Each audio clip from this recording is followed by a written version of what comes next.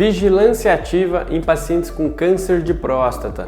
Quando que nós interrompemos esse acompanhamento e partimos para um tratamento definitivo? Esse vai ser o assunto do nosso vídeo de hoje.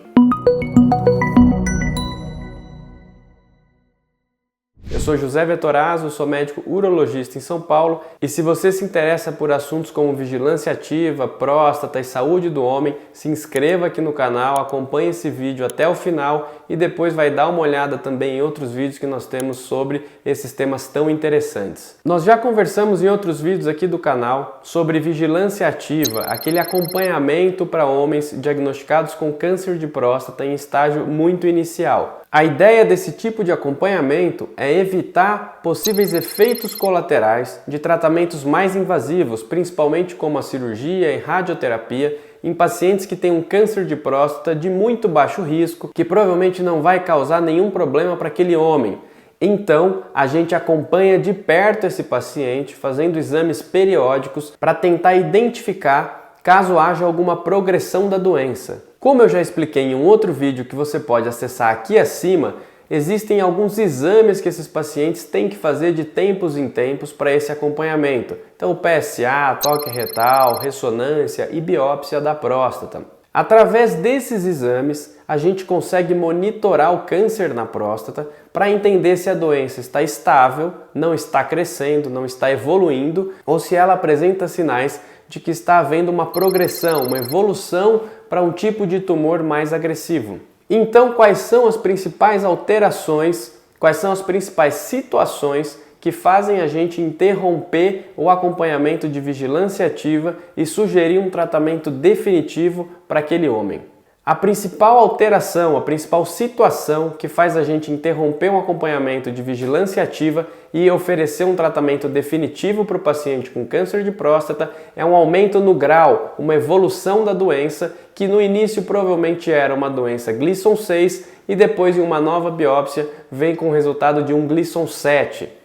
Quando há uma evolução, quando há um aumento no grau da doença, muito provavelmente vai ser interessante, vai ser muito importante para aquele paciente partir para um tratamento definitivo. Esse tipo de progressão, esse aumento no grau da doença, é o que faz na maioria das vezes a gente ter que indicar um tratamento definitivo. Em algumas séries de casos, isso acontece em até 50% dos pacientes que passaram por um tratamento mais invasivo.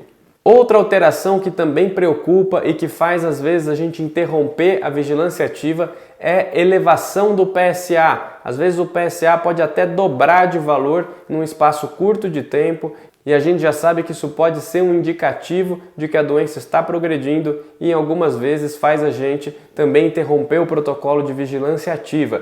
De acordo com algumas séries de casos, essas elevações do PSA foram responsáveis por interromper a vigilância ativa em até mais ou menos 25% dos pacientes. Muitas vezes a biópsia não progrediu, não houve alteração do grau de câncer naquela próstata, o PSA está estável, o toque retal está normal, a ressonância está igualzinha na primeira vez que a gente fez, no momento do diagnóstico do câncer de próstata, mas o paciente não está confortável. O paciente está ansioso, está sem dormir porque ele fica imaginando que ele tem um câncer na próstata, que a doença vai evoluir, que ele tem que fazer algum tratamento, ou o paciente começa a sentir dor no corpo pensando que é o câncer que está espalhando. O paciente fica ansioso com a situação de ter um câncer na próstata e de não ter feito um tratamento definitivo. Então essa é uma outra indicação de interromper o tratamento, de interromper a vigilância ativa. Isso acontece em média, de acordo com as séries dos casos, em torno de 8 a 10% das vezes. Mas é, sem dúvida nenhuma, uma situação muito delicada que tem que ser levada em consideração e que justifica, sim, deixar de acompanhar esse paciente e oferecer e partir para um tratamento definitivo com cirurgia ou radioterapia. E um outro motivo que pode levar a gente a interromper a vigilância ativa e partir para um tratamento definitivo é um aumento de volume tumoral. Por exemplo, em uma primeira biópsia, o paciente tinha 2 fragmentos comprometidos por um adenocarcinoma de próstata Gleason 6. E aí, tempos depois, ele repetiu a biópsia, fez um novo exame e vieram lá mais de 5, 6 fragmentos comprometidos pela mesma doença, por uma doença Gleason 6, mas numa área muito maior da próstata, ou seja, aquele tumor cresceu ali dentro da próstata. Então não é mais seguro ficar acompanhando esse paciente, a gente tem que intervir e sugerir um tratamento definitivo. Ou seja, fundamental, como eu já disse em outros vídeos, o acompanhamento correto nos protocolos de vigilância ativa, porque esse tipo de acompanhamento tem por objetivo evitar o tratamento em pacientes que têm uma doença de baixo risco, que não correm risco nenhum de progressão da doença. Mas com esses exames a gente consegue detectar exatamente o momento de progressão da doença e ainda assim tomar a decisão de um tratamento com intenção de curar esse paciente. O que a gente não quer é perder esse time, é perder esse momento que a gente pode oferecer o tratamento definitivo para o paciente. Se a gente não leva a sério a realização desses exames, repetir biópsia, ressonância, muitas vezes a doença pode progredir, a gente não vê e depois lá na frente, quando a gente tomar conhecimento disso, às vezes a gente perde o tempo ideal de tratamento desse problema.